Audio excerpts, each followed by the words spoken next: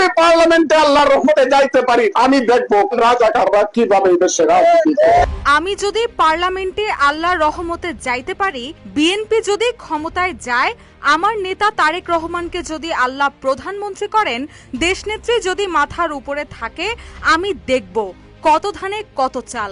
রাজাকাররা কিভাবে এদেশের রাজনীতি করে আমিও দেখব। সম্প্রতি কিশোরগঞ্জে এক আলোচনা সভায় এমনই এক বিস্ফোরক মন্তব্য করেছেন বিএনপি নেতা ও বীর মুক্তিযোদ্ধা অ্যাডভোকেট ফজলুর রহমান। বিএনপির এই নেতা বলেন, আল্লাহর ওয়াস্তে রাজাকারের বাচ্চাদেরকে কেউ ভোট দিয়েন না।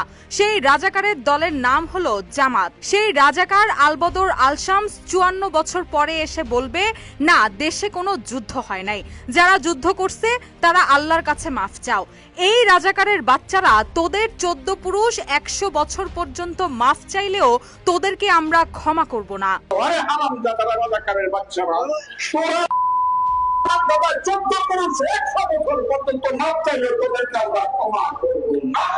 জামায়াতকে বেঈমান উল্লেখ করে ফজলুর রহমান বলেন, ভুলেই গেছিলাম যে জামাত বোধহয় মানুষ হইছে, কিন্তু এখন দেখি তারা নিমকহারাম বেঈমান। তাদেরকে ক্ষমা করা হয়েছিল, কিন্তু তারা মানুষ হয় নাই। তারা এই দেশটারে আবার ওই 71-এর আলবদরদের হাতে দিতে চায়।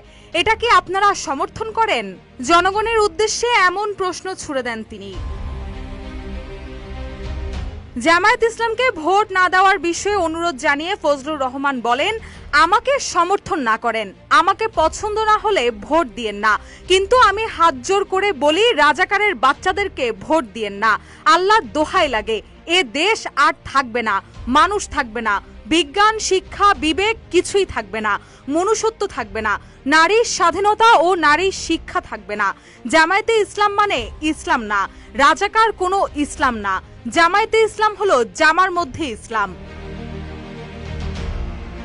এ সময় তিনি আরো বলেন, ক্ষমতায় গেলে এ দেশ আমি সোনার দেশ বানামু।